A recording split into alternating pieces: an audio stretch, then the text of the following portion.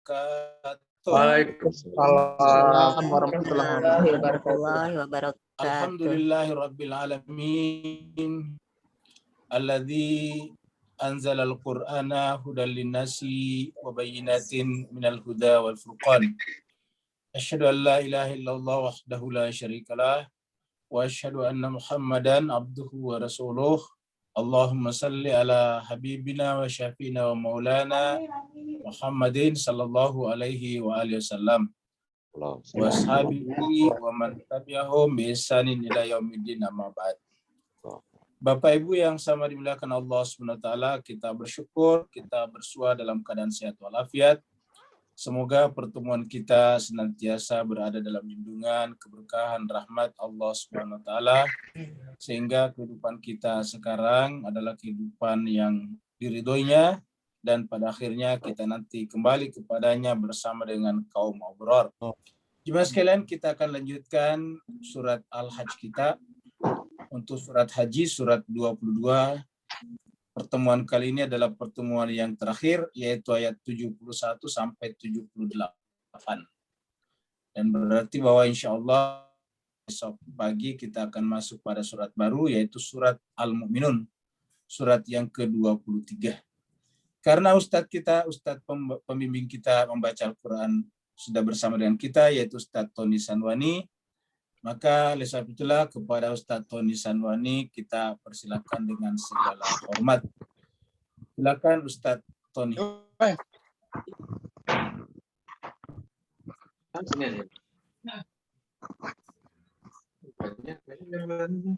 Tujuh satu tahun ini. Ya, baik Ustadz, minta screen-nya Ustadz. Ya, udah Ustadz. Ya ini. Afwan Ustadz. Baik Bapak Ibu, kita mulai. A'udzu billahi minasyaitonir rajim. Bismillahirrahmanirrahim. A'udzu billahi minasyaitonir rajim. Bismillahirrahmanirrahim. وَيَعْبُدُونَ مِن دُونِ اللَّهِ مَا لَمْ يُنَزِّلْ بِهِ سُلْطَانًا وَمَا لَيْسَ لَهُم بِهِ عِلْمٌ وَيَعْبُدُونَ مِن دُونِ اللَّهِ مَا لَمْ يُنَزِّلْ سُلْطَانًا وَمَا لَيْسَ لَهُم بِهِ عِلْمٌ وَمَا لِلظَّالِمِينَ مِن نَّصِيرٍ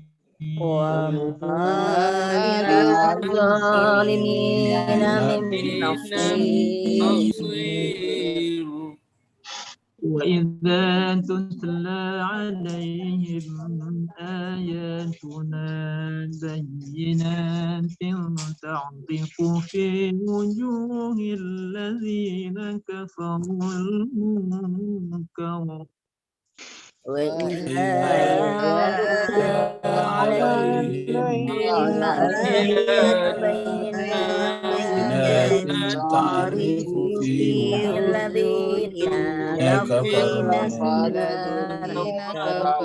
الْمُنكَرَ يكادون يسطون بالذين يتلون عليهم آياتنا يكادون يسطون بالذين يتلون عليهم آياتنا قل أفأنبئكم بشر من ذلكم النار وعدها الله الذين كفروا قل فأنبئكم بشر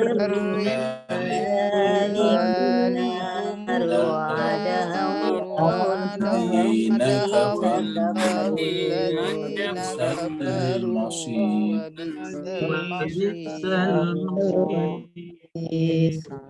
وبئس يا أيها الناس ضرب مثل فاستمعوا له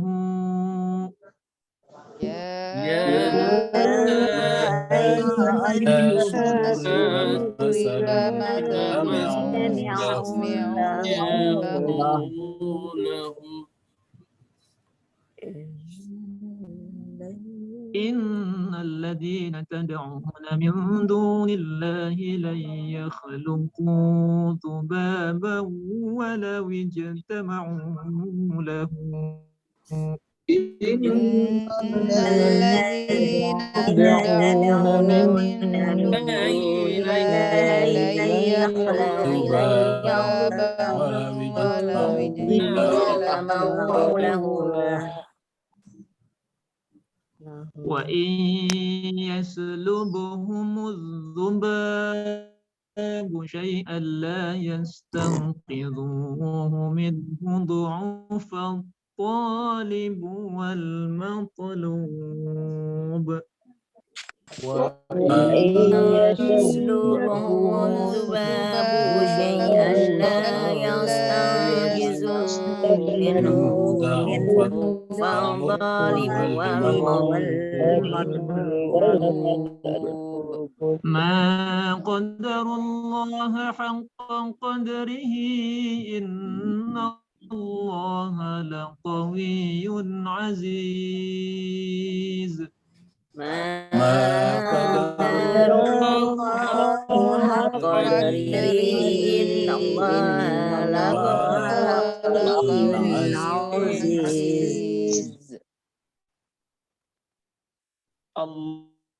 الله اصطفي من الملائكة رسلا الله يصطفي من الملائكة رسلا من الناس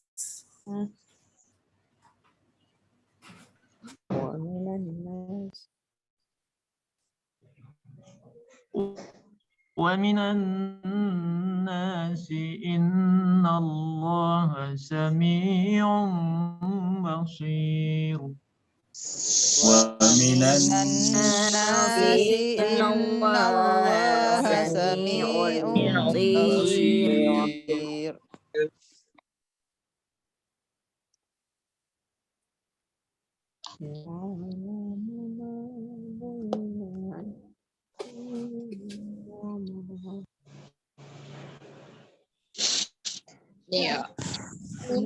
يعلم ما بين أيديهم وما خلفهم وإلى الله ترجع الأمور يعلم ما بين أيديهم وما خلفهم وإلى الله ترجع الأمور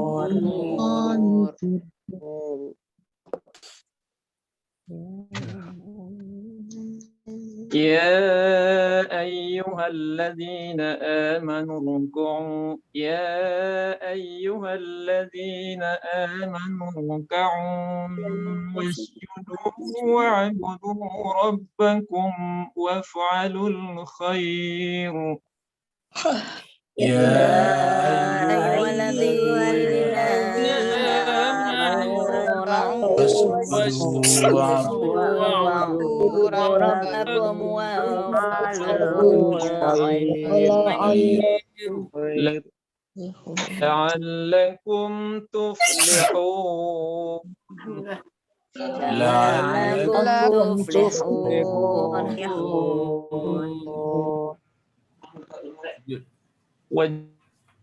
وجاهدوا في الله جهاده هو اجتباكم وجاهدوا وجاهدوا في الله حق جهاده هو اجتباكم وما جعل عليكم في الدين من حرج Ya Allah. ملة أبيكم إبراهيم وسماكم المسلمين من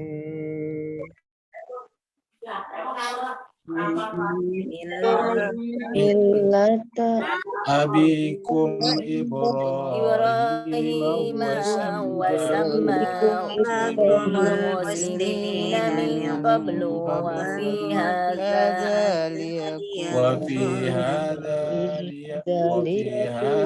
ليكون الرسول شهيدا عليكم وفي هذا ليكون الرسول شهيدا عليكم وتكونوا شهداء على الناس فأقيموا الصلاة وآتوا الزكاة وتكونوا شهداء على الناس فأقيموا الصلاة وآتوا الزكاة واعتصموا بالله هو مولاكم فنعم المولى ونعم النصير واعتصموا بالله هو مولاكم فنعم المولى ونعم النصير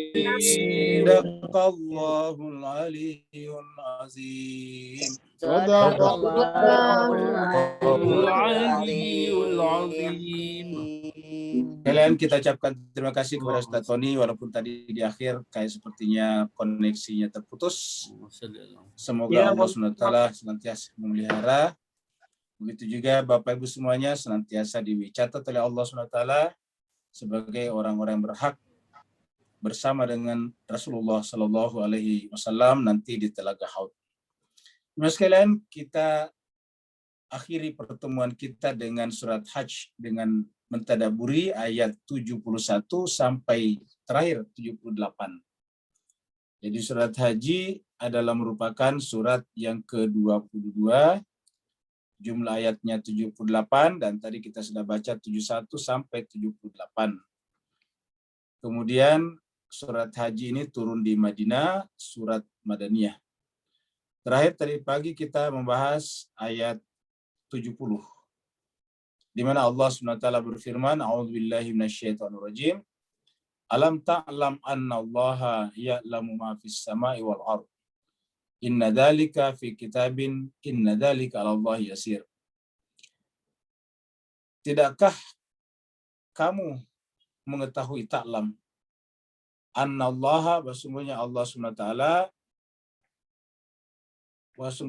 SWT mengetahui. Jadi apakah kalian ta'lam? Sesungguhnya Allah ya'lam. Jadi sama-sama ta'lam dan ya'lam. Bedanya ta'lam kalian Anda tahu, ya'lam Allah tahu. Ma fis samawati wal ard.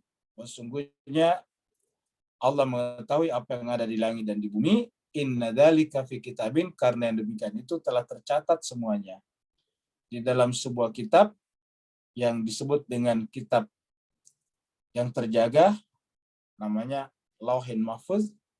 Inna dzalika 'ala Allah yasir, sungguhnya pada yang demikian itu adalah bagi Allah sangat mudah. Sekarang jemaah sekalian kita masuk pada ayat baru yaitu 71. Ya, ini ada kata-kata niteni berhala zaman. Jadi berhala zaman sekarang kita masuk namanya zaman materialisme. Materialisme itu percaya bahwa yang mengangkat harkat dan martabat manusia itu adalah materi. Yang memberikan kebahagiaan dan kesejahteraan manusia adalah materi. Bahwa materi adalah penting. Tidak bisa dipungkiri karena kita hidup di alam materi. Tetapi sepenting-pentingnya materi, tetap tidak lebih penting daripada Allah Subhanahu wa Ta'ala. Bahwa kita membutuhkan materi, iya. bahwa kita hidup dengan materi ya. Tetapi apabila materi melepaskan kebergantungan kita kepada Allah, maka materi itu telah menjadi berhala namanya. Jadi harusnya materi yang kita nikmati, yang kita rasakan adalah justru menghubungkan kita dengan Allah. Karena materi seperti pembahasan kita tadi pagi adalah sebetulnya wajah Allah. Materi itu adalah caranya Allah menampakkan dirinya di panca indera kita. Jadi materi itu adalah semacam mazhar, lokus, tempat dalam tanda petik di mana Allah SWT memperkenalkan dirinya. Sehingga harusnya semakin banyak kita punya materi, semakin dekat kita kepada Allah. Karena semakin banyak tajalliyat Allah yang kita rasakan dan saksikan. Tetapi apabila terbalik, semakin banyak materi kita miliki, semakin terputus hubungan kita dengan Allah, lahirlah yang disebut dengan berhala. Karena berhala itu artinya melepaskan kebergantungan sesuatu itu kepada Allah. Makanya menarik Mas sekalian, terminologi berhala itu kita dapatkan dalam Islam ini pertama kali sesaat sebelum Nabi lahir, yaitu di mana orang-orang Arab pada saat itu menggantungkan patung-patung di Ka'bah. Tetapi kemudian yang mereka sembah bukan Allah, tetapi patung-patung itu. Bahkan seandainya patung-patung itu juga dilepaskan, diturunkan dari dinding Ka'bah, tetap menjadi berhala itu Ka'bah apabila yang disembah adalah Ka'bahnya. Seperti dalam surat Al-Quraisy, "Falyabudu rabba hadzal bait." Hendaklah yang disembah adalah Tuhannya Ka'bah ini. Hendaklah yang kita sembah adalah Tuhannya materi ini. Hendaklah yang kita sembah adalah Tuhannya uang ini. Hendaklah yang kita sembah adalah Tuhannya Bitcoin ini. Hendaklah yang kita sembah adalah Tuhannya tahta ini.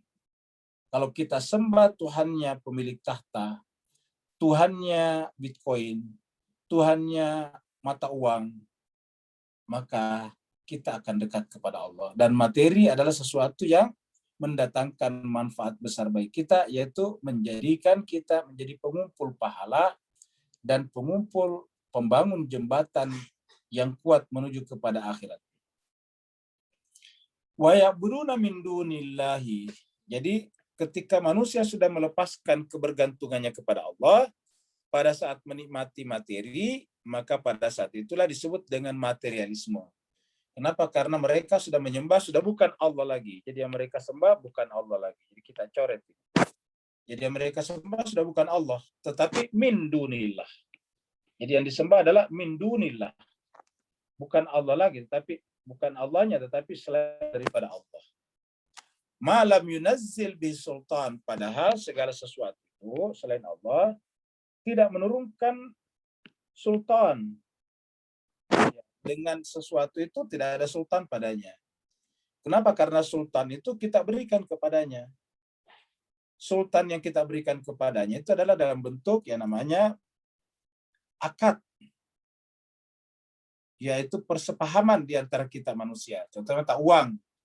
Mata uang itu aslinya cuma kertas biasa, lalu disepakati, lalu kemudian diinstitusionalisasi, dilembagakan, ditandatangani oleh gubernur bank sentral, lalu kemudian jadilah mata uang. Begitu juga emas. Sebelum ada manusia di muka bumi, emas sudah ada. Tetapi sebelum ada manusia, emas tidak berguna. Kenapa? Karena hewan-hewan tidak butuh emas. Pohon-pohon tidak butuh emas. Ketika datang manusia, maka disepakati oleh manusia bahwa emas itu adalah satu jenis logam yang bagus dibuat perhiasan. Jadi persepakatan. Ya, walaupun persepakatan itu tidak tertulis. Persepakatan yang tidak tertulis itulah yang kemudian disebut dengan budaya. Jadi malam yunazzil bi sultan, tidak ada sultan padanya. Karena yang kita yang berikan sultan kepada emas. Coba kalau manusia semua tidak butuh emas, emas tidak akan ada nilainya. Wa ma laysa lahum bihi min ilm. Ya, begitu ya ma laysa lahum. Mereka terhadap sesuatu itu tidak punya ilmu sebetulnya. Hakikat maksudnya. Wa ma lizalimina min ansar. Jadi mereka tidak memiliki hakikat tentang sesuatu itu, sehingga kemudian mereka pada dasarnya adalah zalim, menzalimi dirinya sendiri. Karena jiwa kita itu selalu pengen mengetahui hakikat. Selalu mengetahui apa sih sebetulnya substansi, hakikat daripada sesuatu itu. Makanya manusia misalnya suka menggali baik menggali dalam pengertian menstudikan, mengkaji, baik menggali dalam pengertian ke dalam tanah. Kenapa manusia menggali ke dalam tanah? Karena pengen tahu apa yang ada di dalam sana. Kenapa manusia pengen menyelam? Karena pengen tahu apa yang ada di kedalaman lautan. Jadi manusia itu senang mencari yang hakikat, yang berada di balik permukaan. Nah, apabila kemudian yang kita berikan kepada jiwa adalah justru yang berada di permukaan, benda-benda itu berada di permukaan, maka terjadilah namanya zalim, menzalimi diri sendiri. Dan Allah mengatakan terhadap yang zalim, Allah tidak berikan pertolongan. Wa ma lizalimina min ansar. Tidak ada penolong bagi orang-orang yang zalim. Maksudnya penolong di situ Bapak Ibu sekalian adalah syafaat nanti di akhirat. Ya, di dunia juga ada pertolongan. Paling tidak adalah kemuliaan, kekuatan, dan sebagainya. Jemaah sekalian berbahagia, kita menyaksikan ini bagaimana ini pesawat menjadi alat-alat pembunuh yang luar biasa sekarang. Karena ini ada di bawahnya, ini adalah senjata yang kalau diluncurkan itu akan kemudian mengejar nyawa manusia, dan nyawa manusia yang dikejarnya tidak melihat. Ini tidak punya mata. Ya, orang kawinan bisa dihajarnya. Orangnya sedang membawa jenazah ke kuburan bisa dihajarnya. Pokoknya tidak punya mata. Jadi ini adalah alat pembunuh yang luar biasa jemaah sekalian, yang di zaman modern kita ini paling banyak merenggut nyawa. Ya. Pesawat tempur seperti ini. Nah, jemaah sekalian berbahagia, simbol sekarang daripada pembunuhan dari waktu ke waktu adalah pemilik bendera ini. Ya. Wa idza tutla alaihim ayatuna. Apabila dibacakan, ditelaahkan kepada mereka ayat-ayat kami. Apabila ditadaburkan kepada mereka, tutla itu dibacakan dengan telaah, telaahkan. Apabila ditelaahkan kepada mereka ayatuna, ayat-ayat kami, bayinatin yang jelas, ya, bayinatin itu jelas, terang benderang.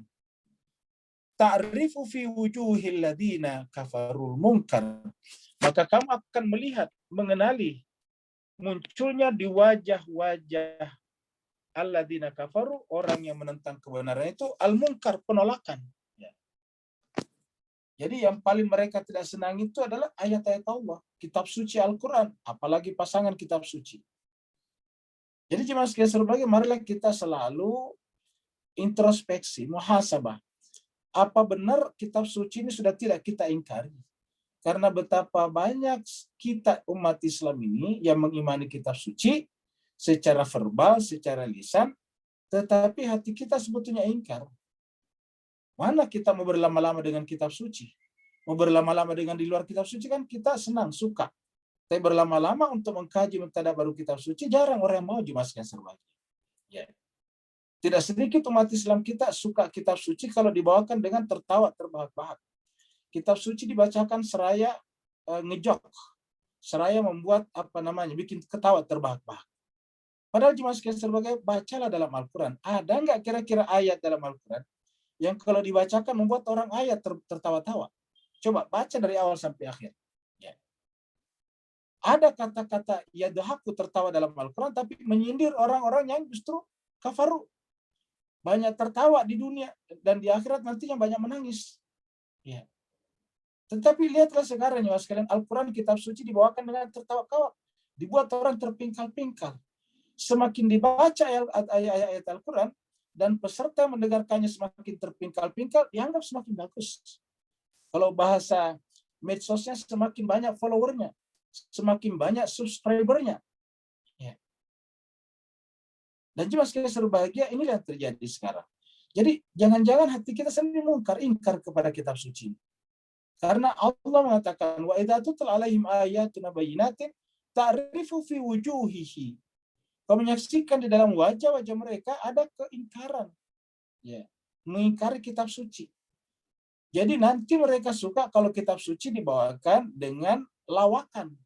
Sehingga kita tidak bisa bedakan mana telaah kitab suci dan mana lawakan. Mana telaah kitab suci dan mana jok. Yakadu yastuna billadzina yatluna alaihim ayat. Saking tidak senangnya kepada kitab suci, ada kata-kata yakadu, hampir-hampir saja mereka menyerang. Ya.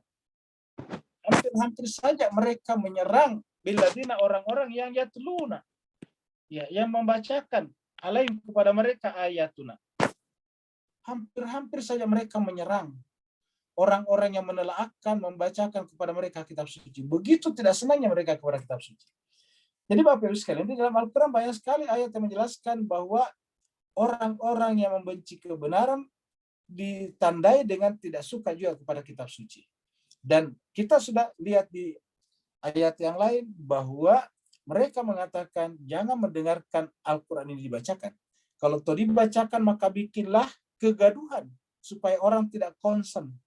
Mereka tidak bersungguh-sungguh mendengarkan kitab suci itu. Karena kalau kitab suci mereka baca dengan sungguh-sungguh, kalian tidak bisa mengalahkan mereka.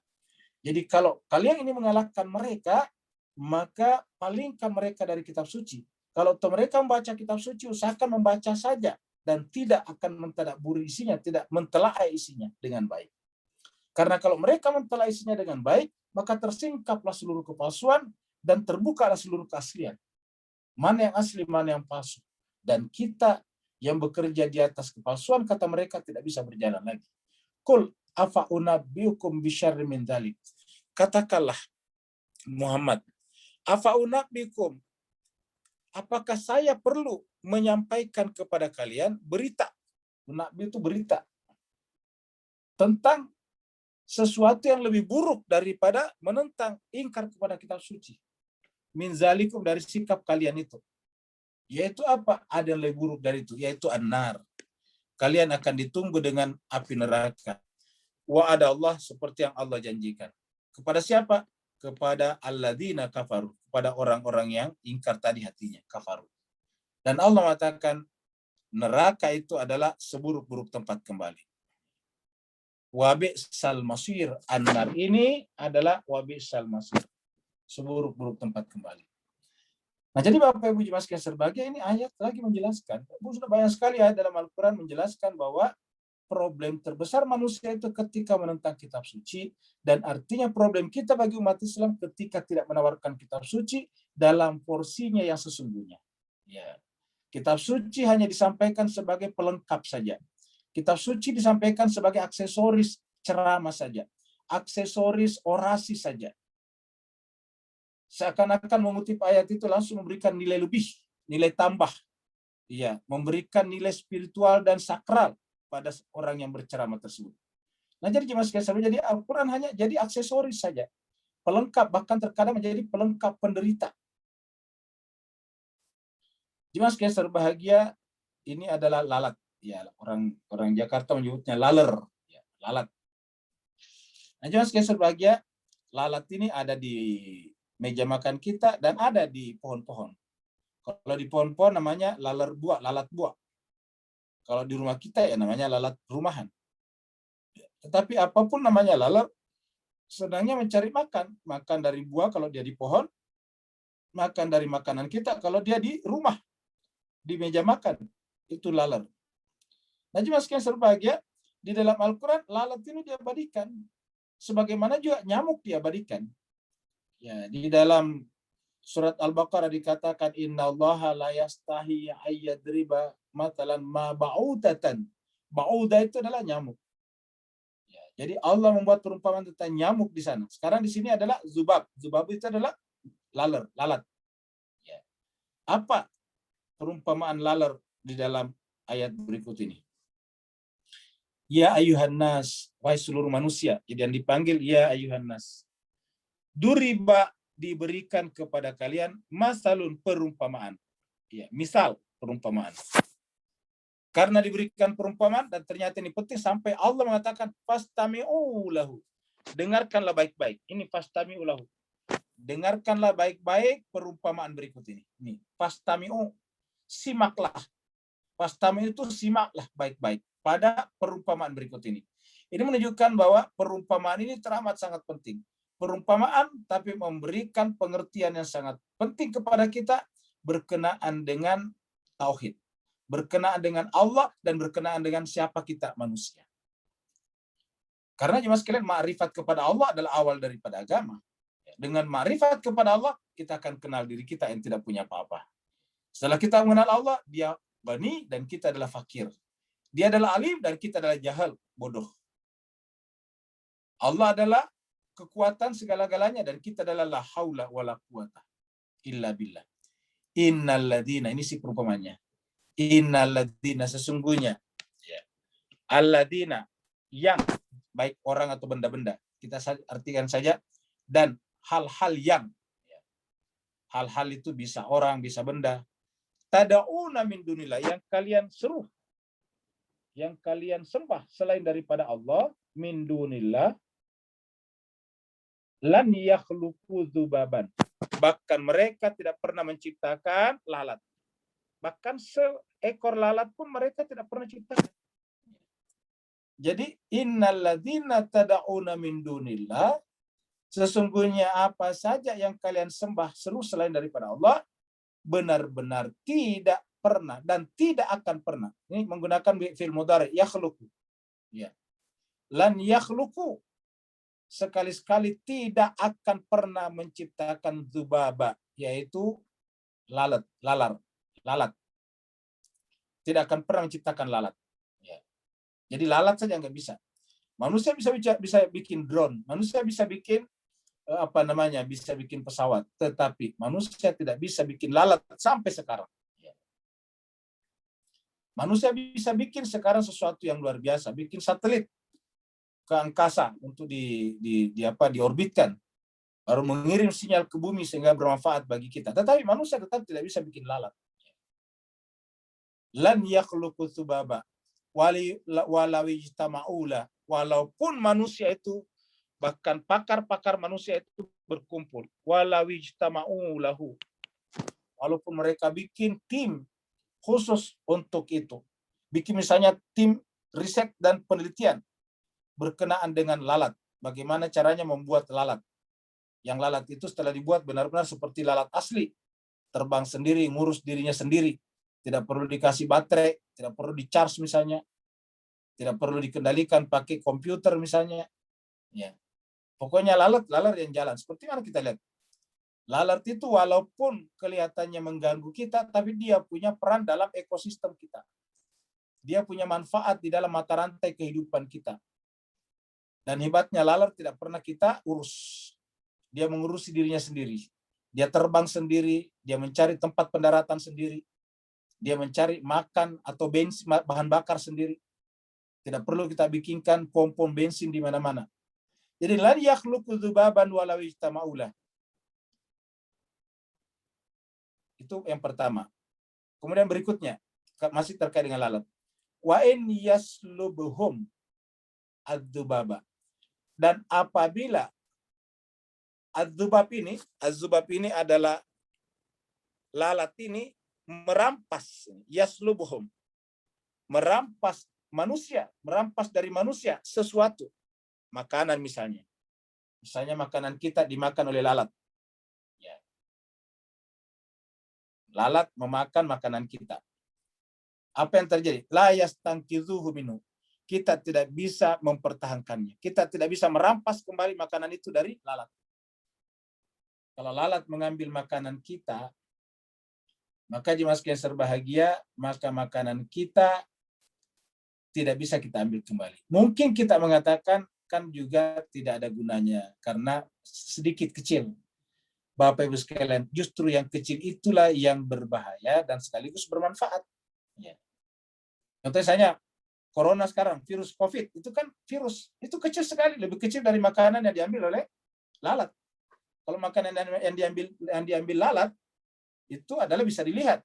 Ya, tapi kalau yang corona tidak bisa kelihatan. Ya.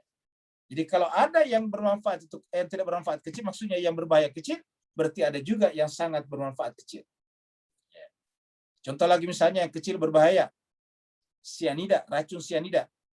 Sekarang kita ada berita tentang orang mengirim racun sianida di atas sate, lalu kemudian diambil oleh driver Gojek, driver ojek, lalu kemudian memberi makan kepada anaknya meninggal. Coba, ternyata ditelusuri adalah racun sianida. Racun itu kecil sekali, sampai tidak kelihatan kalau sudah ditaburin di makanan, tetapi mematikan. Jadi jangan kita menganggap yang kecil itu berbahaya, tidak ada nilainya. Bisa membawa maut. Kalau yang kecil bisa membawa maut, berarti sebaliknya juga bisa memberikan kehidupan. Jadi wa in yaslubuhumud dubabu syai'a la yastanqidhuhu minhu. Tidak akan bisa menyelamatkannya. Sebetulnya kata-kata pertahankan di sini bisa, tetapi yang yastanqidhu itu adalah menyelamatkan. Ya. Makanya ada bukunya Imam Ghazali sangat terkenal, Al-Munqidh minad dalal. Ini dari sini asal katanya. Al-Munqidh minad dalal. Menyelamatkan, terselamat dari kesesatan. Da'ufat talibun, inilah yang paling penting. Kesimpulannya ini Pak Bos sekalian. Da'ufat talibu wal matlub. Da'ufat talibu wal matlub. Iya. Yang mencari at-talib, ya, yang mencari, maksudnya kita kan yang mencari makanan kita setelah diambil oleh lalat. Yang mencari wal matlub dan dicari itu lemah. Da'ufa, lemah. Tidak punya daya. Ya. Kita ini adalah daif. Ya. Makanya kita biasa berdoa, ya Allah irham da'fa badani, ya Allah. Kasihanilah kelemahan badanku ini. Karena kita ini lemah, daif. Ya. Baik yang mencari yaitu manusia ataupun yang dicari lemah. Jadi kita pada dasarnya adalah lemah. Ini sebetulnya caranya Allah menunjukkan bahwa begitu lemahnya manusia sampai jauh lebih lemah daripada seekor lalat. Kenapa? Apabila lalat merampas makanannya, manusia tidak bisa mengambil makanan itu. Da'ufat talibu wal matlub, menunjukkan bahwa manusia itu lemah. Siapanya lemah? Manusianya dan makanan yang dicarinya. Yang tadi di atas disebut dengan disembah. Kita menyembah makanan, kita menyembah sesuatu selain Allah. Tapi ternyata kita yang menyembah dan benda-benda yang kita sembah sama-sama lemah. Da'ufat talibu wal matlub. Alangkah lemahnya yang at-talib dan al-matlub. Lemah sekali yang mencari dan yang dicari itu. Dari kata at-talib lahirlah pelajar, mahasiswa, talibun, at-talib. Ya. Apa sebabnya? Karena namanya mahasiswa, yang namanya siswa adalah mencari ilmu. Nah, ilmu itu tidak kelihatan. Tidak pernah ada yang melihat ilmu. Yang kita bisa lihat adalah guru yang mengajar. Yang bisa kita lihat adalah buku, tapi melihat ilmu tidak pernah. Ya, jadi ilmu itu sangat halus, tetapi sangat bermanfaat bagi kita manusia. Dan juga sebagai mencari ilmu penting, maka kita disebut dengan pelajar disebut dengan at-talib. Ya, untuk zamannya at-tulab. Karena juga sebagai yang kuat adalah Allah. Tadi kita manusia adalah daif. Ya. Lalu kemudian kita manusia adalah al-qawi. Ya. Allah itu adalah al-qawi. Ya. Jadi Allah lah yang al-qawi. Ya. Bahkan kalau diterjemahkan bahasa Inggris ini menarik ini, the possessor of all strength. Ya. Jadi sebagai semua kekuatan adalah miliknya, al-qawi. Kita ini lemah. Sama dengan al-ghani kemarin. Ya. Jadi jemaah sekalian, ini yang harus kita milih. Karena penyebab kita itu sebetulnya tiba-tiba tadi akunya besar, tiba-tiba kita merasa kuat. Jemaah sekalian, kalau lihat itu yang Ustadz yang meninggal di atas mimbar hari Senin yang lalu di Makassar itu, dan saya kira setiap saat terjadi, cuma kebetulan karena kena CCTV, ketangkap kamera CCTV, maka bisa kita nonton betapa manusia itu tadinya berceramah, mengangkat tangannya, suaranya, tiba-tiba hilang seperti itu. Tiba-tiba seperti benda yang hilang, mati baterainya. Tiba-tiba dia jatuh, tersungkur kepalanya, tangannya lunglai di atas podium. Jadi begitu lemahnya manusia sebetulnya. Ya. Begitu lemahnya manusia. Jadi manusia itu lemah sekali. Kita lihat misalnya pesawat yang terbang, tiba-tiba kehilangan powernya, jatuh. Ya. Kita kemarin lihat pesawat kapal selam kita, baru saya turun tiba-tiba kehilangan kontak. Kan itu tiba-tiba kehilangan tenaganya. Ya. Jadi jemaah sekalian berbahagia, yang kuat hanya Allah, Al-Qawi. Nah jemaah sekalian, sayang seribu sayang, mayoritas manusia tidak pernah memahami Allah sebagaimana seharusnya Allah dipahami. Maka qadarullah haqqa qadrihi. Mereka tidak pernah memahami Allah. Saya artikan memahami. Qadaru itu tidak memahami tidak memahami hakikat. Kadar itu kadar. Kalau kita katakan kadar, kan kadar itu adalah kuantitas, kualitas. Sementara Allah tidak memiliki kuantitas-kuantitas seperti itu. Jadi kata kadar itu artinya kita tidak menempatkan Tuhan, mengkadar Tuhan sebagaimana kadarnya sebagai Tuhan. Sering sekali kita mengkadar Tuhan dengan kadar makhluk. Kita mengkadar Allah dengan kadar kita sebagai manusia. Kita mengkadar Allah dengan kita mengkadar ilmunya Allah dengan kadar ilmu kita. Kita mengkadar pendengaran Allah dengan kuping kita. Kita mengkadar penglihatan Allah dengan mata kita. Pokoknya kita mengkadar Allah dengan kita.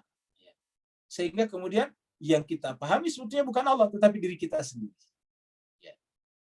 Maka disebutlah maqadarullah haqqa qadri. Mereka tidak mengkadar Allah haqqa dengan sebenar-benarnya kadarnya sebagai Allah, sebagai Tuhan. Tidak memahami Allah sebagaimana Allah yang seharusnya dipahami. Tidak dimengerti Allah sebagaimana harusnya Allah dimengerti.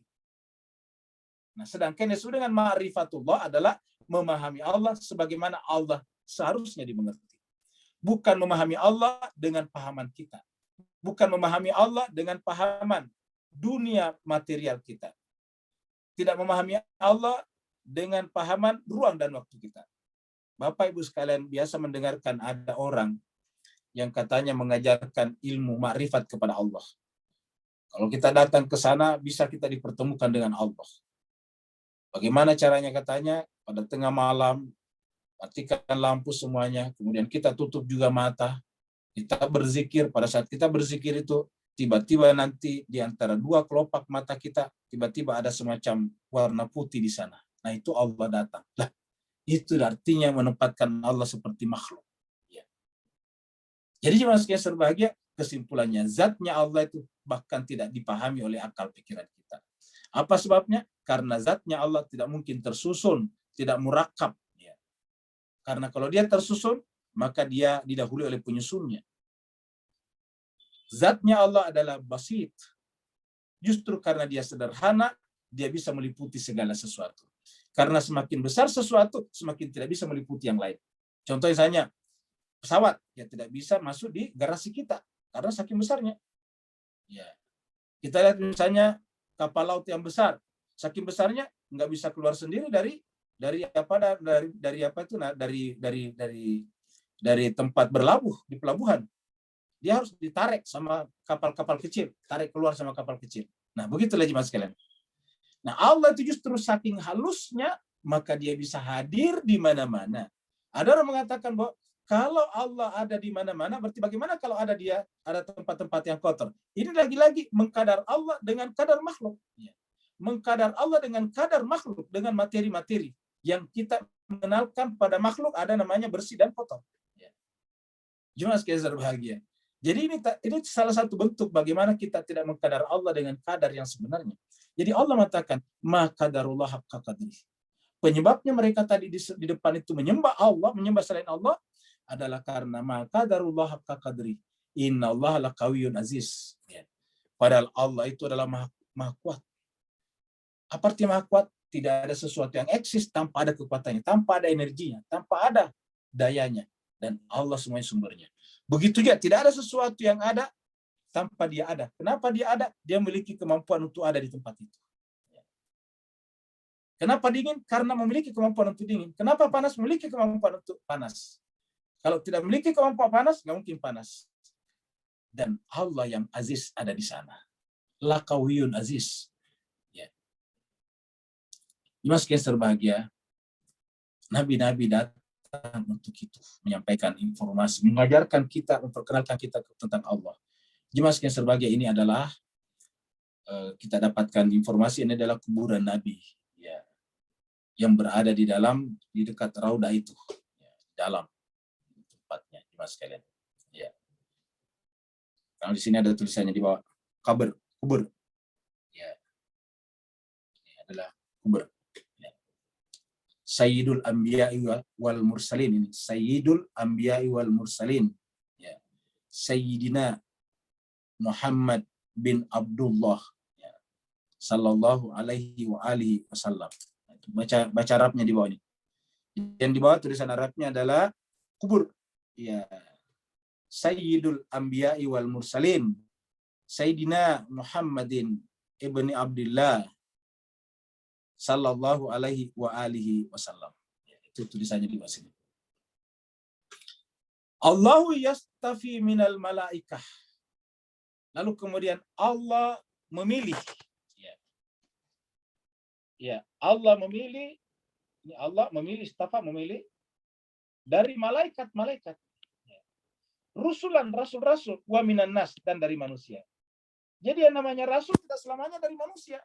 Ada juga dari malaikat, ya. Ada malaikat juga. Jadi ini ada malaikat-malaikat yang bertugas sebagai rasul. Allah memilih dari malaikat-malaikat, jadi ada malaikat terpilih juga sebagai rasul. Dan ada juga dari manusia.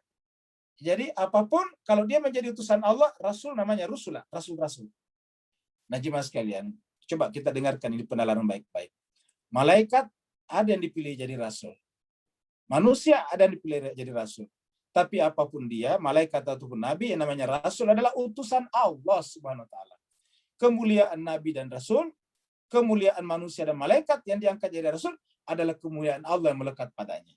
Dan karenanya jemaah sekalian berbahagia, tidak berbeda kualifikasi antara manusia yang rasul dan malaikat yang rasul. Ulangi lagi, tidak memiliki perbedaan kualifikasi. Sama-sama suci. Jemaah sekalian, Nabi Ibrahim kok bisa berani masuk di dalam kuil, tempat patung-patung banyak berhala di situ, bahkan menghancurkan patung kecil, tapi kok malaikat takut kepada patung? Coba, di mana letak logikanya tuh? Rasionalitasnya. Di mana letak rasional objektifnya? Tidak objektif, nah kenapa? Sama-sama rasul, tapi kok malaikat takut kepada patung? Sedangkan Nabi Ibrahim rasul juga, tapi kok tidak takut? Nah, ini pertanda bahwa hadis seperti ini harus kita tolak, Pak Bu sekalian. Ini hadis-hadis seperti ini adalah tidak rasional objektif, tidak sejalan dengan Al-Quran. Ya. Karena coba lihat, Allah memilih dari malaikat dan manusia rasul. Ya. Dalam menjalankan tugas mereka ini, malaikat dan rasul, maka Allah SWT ikut sebagai pengawasnya. Innallaha sami'un basir. Allah mendengar. Ya. Allah melihat.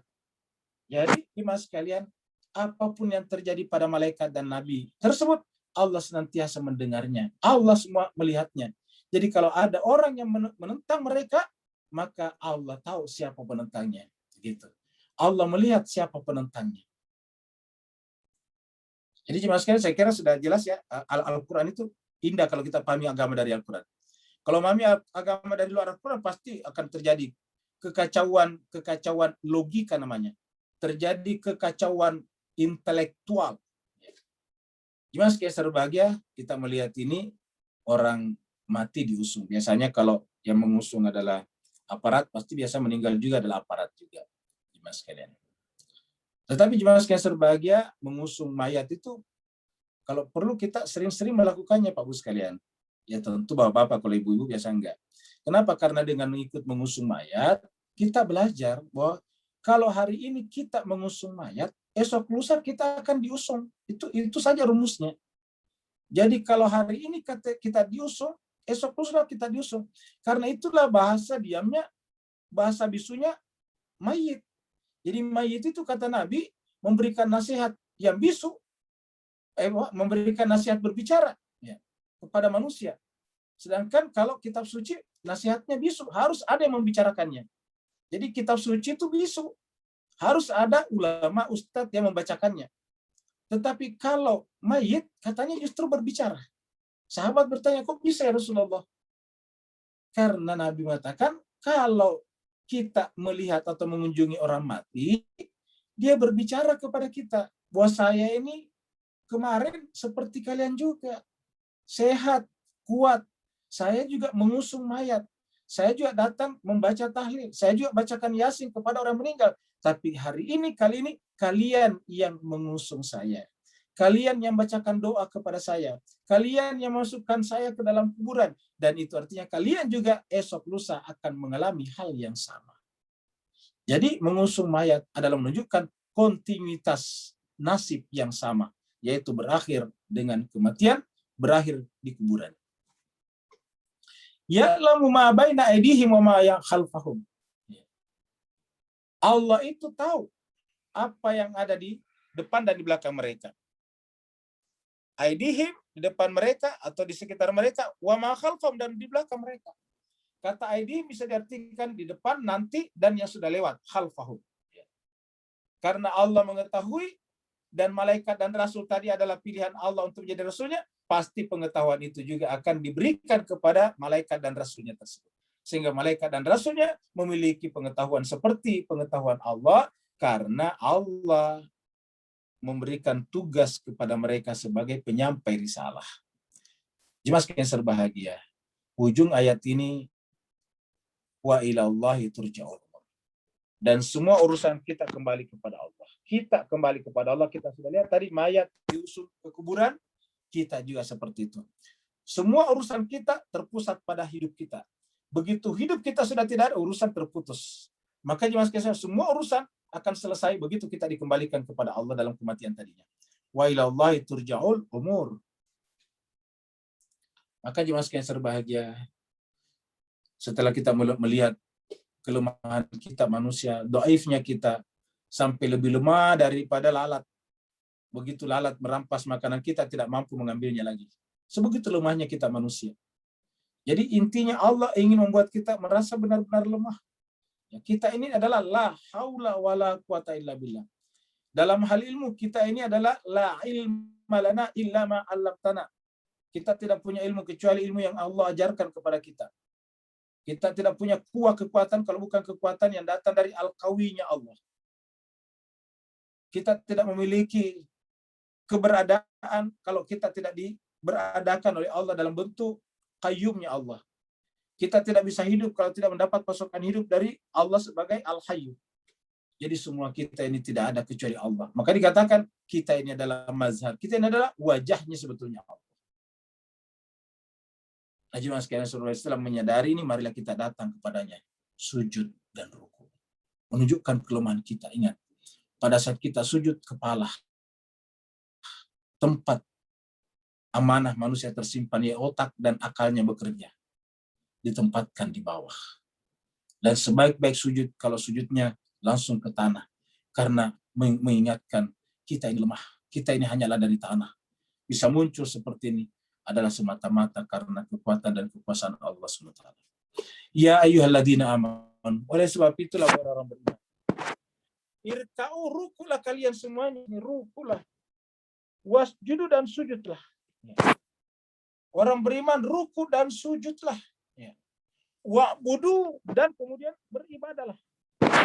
Jadi ruku lebih kepada bersama dengan yang lain, sujud sendiri-sendiri menunjukkan ketidakberdayaan kita di hadapan Allah. Baru kemudian kumpulan ruku dan sujud kita, gerakan-gerakan kita harus merupakan bagian daripada ibadah. Penyembahan kita kepada Allah, kita adalah abadnya. Wa'budu rabbakum, dan sembahlah Tuhan kamu saja. Wa'budu rabbakum, sembahlah Tuhanmu saja. Nah, jemaah sekalian berbahagia, apa buktinya kita menyembah kepada Allah? Pada saat kita ruku sujud dan menyembah kepada Allah, maka kita menyerap, mengabsorb nama-nama sifat-sifat Allah, asma-asma Allah. Kita akan menyerap rahmannya, rahimnya, alimnya, semua kita serap. Sehingga apa yang terjadi? Kita berbuat dengan kebaikan, al-khair. Ya.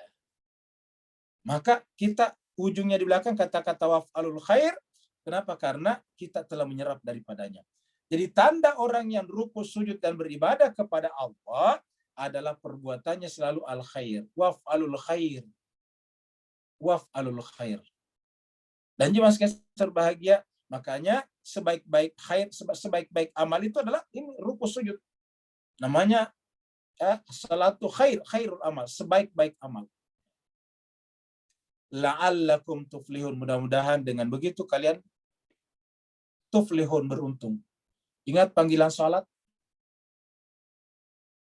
Hayyalas shalah, hayyalal falah. Falah dari sini, tuflihun. Hayyalas shalah, hayyalal falah. Jadi la'allakum tuflihun. Jadi ayat ini menjelaskan kepada kita, marilah kita menjaga waktu-waktu salat kita, Bapak Ibu sekalian. Mari kita tunjukkan ketidakberdayaan kita di hadapan Allah. Mari kita tunjukkan bahwa kita akunya sejalan dengan akunya Allah. Dengan pertama dan utama kita tunjukkan selalu kita beribadah, salat di awal waktu. Kecuali kalau memang ada yang sangat emergensi. Selalu kita usahakan salat di awal waktu. Karena kita ingin tunjukkan, ya Allah, keinginanku sama dengan keinginanmu. Akuku sama dengan akumu. Ayat terakhir. Ujung daripada surat haji. Ingat haji. Semua amalan haji, amalan Nabi Ibrahim. Dan ujungnya ayat ini adalah supaya kita mengikuti milah Ibrahim. Apa milah Ibrahim? Sebuah sistem yang dimulai dengan imamah. Inni ja'iluka linnasi imamah, kata Allah kepada Nabi Ibrahim. Wajahidu fillahi haqqa jihadih. Dan berjihadlah, bersungguh-sungguhlah di jalan Allah dengan sebenar-benarnya jihad. Coba sekalian perhatikan ayat ini baik-baik. Ini. Wajahidu. Kita bedakan warnanya biar kelihatan ini. Biasanya itu adalah wajahidu fi sabilillah. Bapak perhatikan. Wajahidu fi sabilillah. Bersungguh-sungguhlah. Fi sabilillah. Tapi di sini tidak ada kata fi sabilillah, tapi fillah. Berarti artinya apa? Ini orang yang mencapai derajat ini telah melewati sabil, sudah sampai kepada Allah. Jadi bukan lagi perjalanan dari makhluk kepada al-haq, tetapi sudah sampai kepada al-haq, sehingga dia berjalan di dalam al-haq. Jadi wajahidu fillah, berjalan di dalam Allah. Bagaimana caranya sampai kepada Allah? Dia tadi ayat sebelumnya, ya ayyuhalladzina amanu ruk'u wasjudu wa'budu rabbakum. Itu adalah sebuah bentuk mi'raj, perjalanan naik kepada Allah. Dan setelah sampai kepada Allah, namanya fillah. Bukan lagi fisabilillah. Kalau bahasa kitanya tidak OTW lagi. Ya, tidak OTW lagi. Sudah sampai. Kalau masih OTW itu masih di jalan. Di mana posisi? OTW, on the way. Ya, masih di jalan. Ya, ini sudah tidak on the way lagi. Sudah tidak fisabil, tetapi fillah. Ya, sudah sampai di tujuan. Jadi sudah bukan on the way, tapi sudah on the spot. Ya, kurang begitulah. Jadi wajahidu fillah. Haqqa jihadi, dengan sebenarnya jihad. Bagaimana cara untuk sampai ke sini jemaah sekalian? Harus ada wasilah. Karena di dalam surat Al-Maidah 35 dikatakan, ya ayyuhalladzina amanu taqullah wabtagu ilaihil wasilah, baru kemudian wajahidu, bersungguh-sungguhlah padanya. Jadi wajahidu fillah haqqa jihadi. Huwa jatabakum, dia Allah memilih untuk kalian, memilih kalian sebagai umat pilihan. Wa ma ja'alaikum fid din min haraj. Allah tidak menjadikan di dalam agama Islam, agama yang berdasarkan Al-Qur'an ini haraj, tidak ada kesempitan, tidak ada kesulitan.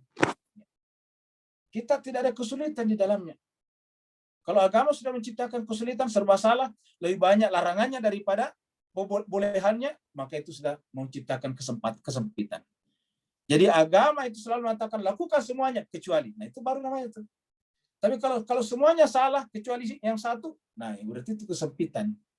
Jadi agama yang benar adalah semuanya boleh kecuali. Nah, agama yang sempit atau yang membuat masalah adalah semuanya tidak boleh kecuali.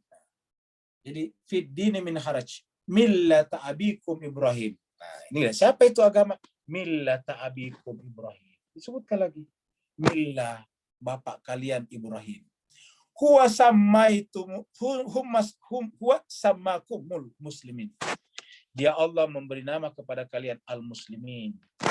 Min qabl, bahkan sebelum Islam ini datang. Agama-agama samawi sebelumnya. Wa fi hadhi, dan pada umat Muhammad ini, Islam ini.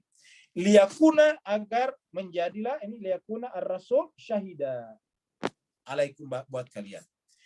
Jadi rasul akan menjadi saksi atas kita kalau kita mengikuti milah Ibrahim. Ya. Karena milah Ibrahim ini yang bisa membuat kita sampai kepada Allah fillah. Wa takunu syuhada 'alan nas, dan agar kita menjadi saksi bagi manusia, barulah kita bisa menjadi pembimbing bagi manusia. Barulah kita menjadi dihormati, disegani oleh manusia, dan manusia mau diatur oleh kita. Bukan sebaliknya. Umat Islam sekarang justru minder, inferior terhadap umat lain, bangsa lain. Umat Islam harus punya harkat dan martabat. Al-Quran mengatakan, wala tahinu wala tazanu wa antumul a'launa in kuntum mu'min. Jangan kau merasa inferior. Jangan kau merasa rendah. Jangan merasa bersedih. Apa sebabnya? Kamu yang paling tinggi. Kalau kamu benar-benar beriman. Nah, masalahnya karena kita masuk dalam perangkap-perangkap barometer mereka. Perangkap-perangkap parameter mereka. Apa parameter keberhasilan mereka? Materi. Nah, ketika kita masuk dalam perangkap itu, kita minder. Kenapa? Materi mereka besar, sementara kita kecil. Padahal orang beriman justru bersandarnya bukan pada materi, tapi pada Allah SWT. Wa takunu syuhada 'alan nas fa aqimus shalah, maka dirikanlah salat. Dirikanlah salat. Tegakkan, jangan pernah tinggalkan salatnya. Ya. Lakukan di awal waktu, Bapak sekalian. Ibu-ibu sekalian tidak apa-apa, ibu-ibu semuanya nonton sinetron kalau belum bisa meninggalkannya untuk waktu yang lama. Maksudnya menontonnya banyak waktunya. Tetapi usahakan jemaah sekalian, sesuka-sukanya Bapak, ibu-ibu terutama dengan sinetron atau Netflix kalau Bapak, jangan pernah gara-gara nonton Netflix atau nonton sinetron salatnya tertunda. Karena kalau itu sudah terjadi, maka Bapak sekalian, itu menunjukkan bahwa hati Bapak Ibu sekalian sudah mulai meninggalkan Allah. Sudah mulai pindah kepada lain hati, yaitu sinetron dan film-film. Fa'aqimus shalah wa atuz zakah, dan tunaikan zakat, terutama zakat fitrah. Karena zakat fitrah semua orang bisa, hampir semua orang bisa. Wa'tasimu, dan berpegang teguhlah. Wa'tasimu billah. Apa namanya berpegang teguh pada tali Allah? Yaitu mulai daripada tali kenabian, kerasulan sampai kepada orang-orang suci sampai akhir zaman. Jangan pernah lepas dari itu. Huwa maulakum. Kalau kita berpegang teguh kepada tali itu, maka barulah Allah menjadi maula kalian. Ni'mal maula, dan kalau kita sudah menjadikan Allah, kalau Allah sudah menjadi maula bagi kita, fa ni'mal maula. Dialah sebaik-baik maula dan dialah sebaik-baik penolong. Kita manusia lemah, kita butuh tempat berlindung, kita butuh wali untuk mengayomi kita, dan kita butuh perlindungan dunia dan akhirat, terutama nanti di akhirat. Pada saat tidak ada lagi penolong kecuali Allah SWT dan orang-orang yang diberikan otoritas untuk memberikan syafaat. Wattaqu yauman la tajzi nafsun an nafsin syai'a. Takutlah kalian semuanya kepada satu hari di mana pada hari itu satu orang tidak bisa memberikan bantuan kepada orang lain. Orang tua tidak bisa memberikan bantuan kepada anaknya. Anak tidak bisa memberikan bantuan kepada orang tuanya. Suami tidak bisa memberikan bantuan kepada istrinya. Istri tidak bisa memberikan bantuan kepada suaminya. Pada saat itu nafsi. Wattaqu yauman la tajzi nafsun an nafsin syai'a. Terima kasih banyak. Walafu minkum yang bertanya dipersilakan.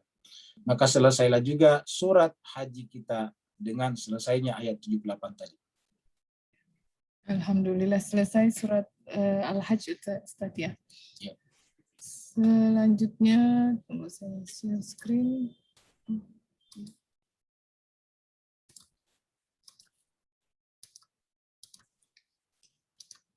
Silakan Bu Dokter. Yang tadi pagi minta didoakan Ustaz, sama sore ini ada yang minta didoakan. Jemaah sekalian, jadi sebentar kita akan tutup majelis kita dengan berdoa, yaitu sahabat kita, ipar daripada sahabat kita, jemaah tetap kita, yaitu Ibu Dian Nastiti yang selalu ikut, kakak iparnya yang bernama Bapak Suprapto meninggal dunia kemarin. Kita doakan, doa kita menjadi pengantar almarhum untuk datang kembali ke sisi Allah SWT dengan kedatangan yang sifatnya selamanya. Yang kedua juga ada permintaan doa dari Bu Ira Roste, yaitu untuk kakak ipar yang sedang dirawat di rumah sakit karena ada tumor dalam usus, namanya Ibu Indah Permatasari binti Taufik Majid. Kita doakan semoga Allah mengangkat sebab-sebab penyakit dan tumornya. Kemudian pertanyaan dulu adalah dari Ibu Ati Saraswati. Ya, Ibu Ati Saraswati. Dan dari buah kurma dan anggur ini dari mana? Min samaratin nakhilin. Ayat 1. Kamu membuat minuman yang bukan rezeki yang baik. Sungguh pada pertanyaan kakak saya, apa yang dimaksud dengan ayat ini? Ya, yaitu bahwa wa min samaratin nakhili, dari buah anggur, buah kurma dulu, wal a'nab, lalu kemudian buah anggur, anab itu anggur, lalu kemudian tattakhidhu minhu syukara. Kamu bisa membuat daripadanya minuman yang memabukkan. Tapi bisa juga membuat makanan. Jadi artinya bendanya sama, buahnya sama, tetapi bisa melahirkan minuman yang memabukkan, tapi bisa juga melahirkan minuman atau makanan yang menyenangkan. Nah, lalu apa maksudnya kalau ditanyakan tadi? Suatu saat ada orang Yahudi bertanya kepada Sayyidina Ali bin Abi Thalib karramallahu wajhah. Wahai Ali, kata dia, agama kamu tidak masuk akal. Kata Imam Ali, oh kenapa kamu mengatakan begitu? Jadi ingat, orang-orang seperti Imam Ali itu kalau diserang dengan kata-kata begitu biasa-biasa saja, tidak tersinggung. Ya. Agama kamu tidak masuk akal. Kenapa kamu katakan tidak masuk akal agama kami? Ya kata dia, anggur halal dimakan. Tapi kok setelah jadi minuman keras, kok jadi haram? Bagaimana bisa yang haram kok datang dari yang halal? Kan kalau dia waktu dimakan dalam keadaan anggur halal, kan berarti harusnya turunan-turunannya halal juga. Kan tuh yang namanya anggur minuman itu dari anggur buah juga. Begitu juga dari perahan apa? Nabis itu perahan apa itu kurma, kan dari buah kurma juga. Buah kurma kita makan. Kenapa tiba-tiba jadi haram, kata dia? Ya. Apa kata Imam Ali? Imam Ali menjawab sederhana sekali. Sayyidina Ali bin Abi Thalib menjawab sederhana sekali. Kamu punya istri nggak? Ya. Punya. Punya anak nggak? Punya. Nah, kamu mohon maaf, kata Imam Ali, Sayyidina Ali, dengan istrimu kamu boleh nggak bergaul dengan dia? Suami istri. Boleh. Halal. Terus dengan anak kamu boleh nggak? Tidak boleh. Lah, kan dari yang halal, kenapa bisa haram? Kan istrimu halal. Terus anakmu jadi haram. Nah, kata Imam, lalu orang itu mengangguk-angguk. Ternyata luar biasa, coba. Nah, jadi jemaah sekalian berbahagia, begitulah kira-kira ayat ini menjelaskan kepada kita. Jadi Allah menjelaskan ini sebetulnya menerangkan banyak hukum dalam Islam. Karena banyak hukum dalam Islam yang awalnya halal, tapi bisa turunannya jadi haram. Tapi ingat, kalau asalnya haram, turunannya tidak bisa jadi halal. Jadi kalau asalnya haram, turunannya tidak bisa jadi halal. Tapi kok asalnya halal, bisa turunannya jadi haram. Nah, seperti contohnya di dalam ayat ini. Nah, gitu. Teman sekalian, sebelum kita lanjut, kita doa dulu untuk yang tadi. Assalamualaikum, Ustaz. Masih ada. Ya, silakan Pak Nur. Afwan. Silakan. Barakallahu fiik Azim. Ustaz, dua soalan. Ya, silakan.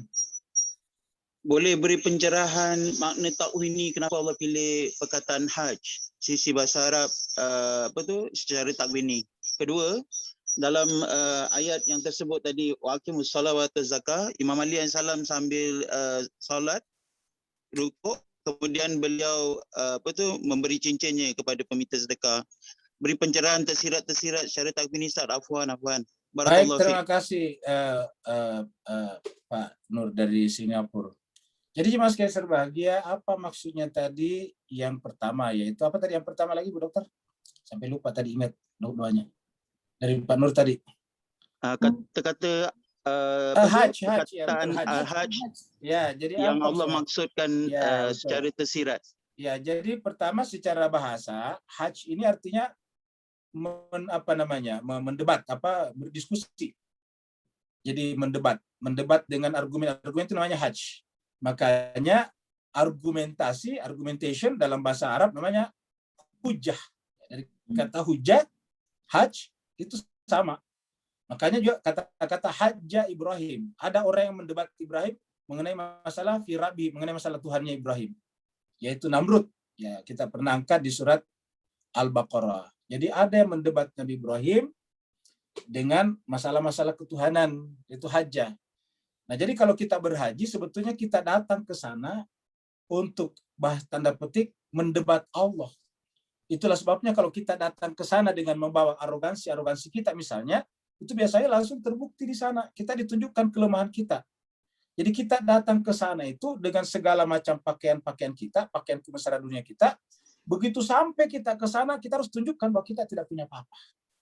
La haula wala quwata illa billah, dengan melucuti semua simbol dunia kita. Karena simbol dunia kita inilah yang kemudian mencantol, menggantung di dalam dinding-dinding hati kita menjadi berhala. Maka kita lepaskan semuanya, semua simbol-simbol dunia kita lepaskan, baru kita pakai pakaian ihram. Apa itu pakaian ihram? Pakaian kemuliaan. Apa itu pakaian kemuliaan? Ketika kita kembali kepada Allah dalam keadaan tidak punya apa-apa. Jadi ihram itu tidak punya apa-apa. Ihram itu adalah pakaian kemuliaan dari kata haram. Makanya pada saat kita sampai di miqat, kita buka semuanya pakaian kita, Setelah itu baru kita bertalbiyah, labbaik Allahumma lakal labbaik. Jadi kita datang kepada Allah. Baru kita bisa datang kepada Allah dalam keadaan tidak punya apa-apa. Dalam keadaan abad. Seperti mana di Maryam tidak ada yang bisa datang kepada Allah kecuali sebagai abad. Makanya ketika kita di miqat, miqat itu adalah simbol kita akan masuk berjumpa dengan Allah, kita harus datang dengan tidak punya apa-apa. Sebagaimana Nabi Musa ketika datang ke Gunung Turzina, ke Wadi Al-Muqaddas itu, dia harus lucuti semuanya. Terompahnya, tongkatnya, semuanya harus dilucuti. Karena tidak boleh ada simbol keakuan kita di sana. Nah, jemaah yang kedua adalah tadi tentang apa lagi tadi yang kedua? Tentang Imam Ali alaihi salam. Ya, cincin dia betul. Jadi cuma sekali sebagai jadi ayat yang paling berkenaan dengan ini adalah surat Al-Maidah ayat 55. Ayat 55 yang mengatakan bahwa innama waliyukumullah war rasul walladzina amanu alladzina yuqimunas shalah wa yu'tunaz zakah wa hum raki'un. Wali kalian itu adalah Allah, Rasul dan orang beriman yang sedang salat, dan ketika sedang salat itu dia memberikan zakatnya ketika sedang ruku, wa hum raki'un. Jadi dengan demikian mengeluarkan zakat. Artinya apa? Di dalam salat, seandainya itu bisa akan terjadi, tidak apa-apa terjadi. Yang penting tidak membuat kita meninggalkan aktivitas salat. Ya, itu bisa terjadi. Kenapa? Karena sebetulnya kalau kita salat itu, semua rukun Islam kita lakukan. Dalam salat ada syahadat. Dalam salat itu ada menghadap ke kiblat, haji. Ya. Dalam salat itu ada puasa. Tidak boleh makan sambil salat. Jadi semua ibadah-ibadah utama di dalam Islam ada pada saat salat. Di dalam salat ada baca Quran. Di dalam salat ada istighfar. Di dalam salat ada tasbih. Di dalam salat baca Quran tadi. Semuanya ada. Bahkan di dalam salat ada salam, ucapkan salam. Tidak sah salatnya kalau tidak ucapkan salam. Di dalam salat ada perjumpaan dengan Nabi dan seterusnya. Dengan demikian, maka ketika ada yang datang meminta cincinnya Sayyidina Ali bin Abi Thalib di masjid pada saat dia sedang salat sunat, dia memberikan isyarat supaya peminta itu, orang yang butuh itu menarik cincinnya. Artinya boleh. Kenapa? Karena zakat bagian daripada ibadah dalam Islam. Cuma sekalian sebelum kita terlanjut karena nanti kita waktunya habis. Pertanyaan dari Pak Nandito. Ya, kita berdoa dulu sebelum Pak Nandito. Baik. Ya, kita tarik dulu ke atas, Bu Dokter.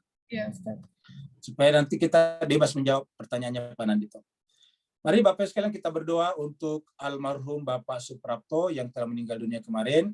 Semoga dengan Bapak Ibu sekalian doanya, aminnya dalam doa kami ini, Allah terima di sisinya, diampunkan segala dosa dan kesalahannya, diangkat derajatnya. Dan juga untuk kakak ipar daripada Ibu Ira, yang bernama Ibu Indah Permatasari binti Taufik Majid, Allah angkat penyakitnya, diberikan kesembuhan dengan kesembuhan yang sempurna. Bismillahirrahmanirrahim. Alhamdulillahirrabbilalamin. Hamdan syakirin, hamdan na'imin, hamdan yuafi ni'amahu wa yukafi mazidah. Ya Rabbana lakal hamdu kama yanbaghi li jalali wajhikal karim wa azimi sultanik. Allahumma salli ala Muhammadin wa ala ali Muhammad. Allahumma rabbana ighfir lana dhunubana wa li walidina warhamhuma kama rabbayana shighara. Wa li jami'il muslimina wal muslimat wal mu'minina wal mu'minat al-ahya'i minhum al-amwat birahmatika ya arhamar rahimin, khususan ila almarhum Bapak Suprapto, ya Allah Tuhan kami bin fulan. Allahumma ghfir lahu warhamhu wa'afihi wa'fu anhu wa akrim nuzulahu wa wasi' madkhalahu warfa' darajatahu wa adkhilhul jannata mal abrar ya aziz ya ghaffar ya arhamar rahimin. Allahumma ya Allah, terimalah almarhum di sisimu, angkatlah derajat dan kedudukannya, bukalah pintu-pintu langit baginya, muliakanlah tempatnya di sana, lapangkanlah kuburannya, tinggikanlah derajat dan kedudukannya, masukkanlah almarhum ke dalam golongan para nabi dan orang-orang suci lainnya. Jadikanlah anak-anak yang ditinggalkan menjadi anak-anak yang saleh dan salehah, amal-amal yang ditinggalkan menjadi amal-amal jariah. Kami juga mohon kepadamu ya Allah untuk sahabat kami Ibu Indah Permatasari binti Taufik Majid yang sedang sakit, ya Allah Tuhan kami. Allahumma anta syafi la syifa illa min syifai. Ya Allah Tuhan kami, kamulah Tuhan yang maha penyembuh, dan tidak akan ada kesembuhan kecuali kesembuhan itu pasti datang dari sisimu. Kami mohon dengan keberkahan bulan Ramadan ya Allah, Kami mohon dengan keberkahan Al-Quran yang turun di bulan ini, ya Allah. Kami mohon kepadamu dengan keberkahan malam-malam Lailatul Qadar, ya Allah. Kami mohon keberkahan darimu kepadamu, ya Allah, dengan keberkahan daripada sahur dan buka puasa kami, ya Allah. Angkatlah penyakit Ibu Indah Permatasari binti Taufik Majid dan berikanlah kepadanya kesembuhan dengan kesembuhan yang sempurna. Angkatlah seluruh sebab-sebab penyakitnya sampai sebersih-bersihnya dan kembalikanlah kesehatannya seperti sedia kala. Dekatkanlah dirinya kepadamu, ya Allah Tuhan kami. Hiburlah hati dan pikirannya agar senantiasa ingat kepadamu, ya Allah, ya Tuhan kami. Dan kepada kami semua, ya Allah, lindungilah kami. Ampunilah dosa dan kesalahan kami. Allahumma inna nas'aluka ridhaka wal jannah wa na'udzubika min sakhatika wan nar. Allahumma innaka afuwun karim tuhibbul afwa fa'fu anna ya karim. Allahumma rabbana taqabbal minna siyamana wa salatana wa qiyamana wa ruku'ana wa sujudana wa takhasyu'ana wa ta'abudana wa tamim taqsirana ya Allah ya arhamar rahimin. Alhamdulillah. Terakhir kita jawab pertanyaan daripada Mas Anandito. Bolehkah kita menunda salat agar bisa melakukan pada waktu keutamaannya? Maksudnya gimana nih? Bolehkah kita menunda salat agar bisa melakukan pada waktu keutamaannya? Justru kalau menunda tidak melakukan pada waktu keutamaannya. Atau Maksudnya begini Ustadz. Ya. Ustadz, kami pernah waktu itu tanya kepada seorang Ustadz itu kan waktu itu ada waktu sholat adzan gitu maksudnya adzan. Ya. Kita mendengar waktu adzan, terus setelah berapa lama kok nggak sholat gitu. Terus waktu itu saat itu menjawab, oh ini kita ini sholat di waktu keutamaan, di waktu utamanya. Jadi waktu utama sholat itu bukan di awal waktu sebetulnya. Contohnya misalnya waktu sholat zuhur itu utamanya itu di jam 2, katanya begitu Ustadz. Itu dalilnya dari mana? Ya nggak tahu, makanya saya tanya ke Ustadz. Yang disebut keutamanya sholat itu begitu masuk waktu sholat itu keutamaan. Karena itulah ibarat kita tentara ini begitu dipanggil Allah siap, kira-kira gitulah. Kalau di tentara polisi kan siap dan kan begitu. Itulah keutamanya. Ya, jadi kalau kita misalnya dipanggil sama komandan disuruh, tapi kita masih tetap pegang-pegang HP, baca-baca WA dulu, kan komandannya pasti marah. Nah, begitulah juga. Nah, jadi yang mengatakan bahwa waktu keutamaan sholat jam 2-an atau itu kita tidak menemukan dalilnya. Waktu keutamaan sholat itu justru di awal waktunya, gitu. Ya baik Ustadz. Saya kira cukup sampai di sini Bapak Ibu sekalian. Terima kasih banyak atas perhatiannya dan terima kasih banyak juga atas partisipasinya, dan saya secara pribadi mohon maaf atas segala kekurangan. Saya juga mohon kepada Allah kalau ada yang salah dari saya yang memahami kitab suci Al-Quran dengan cara keliru. Semoga Allah SWT membimbing kita semuanya untuk kembali kepada jalan yang benar. Wassalamualaikum warahmatullahi wabarakatuh.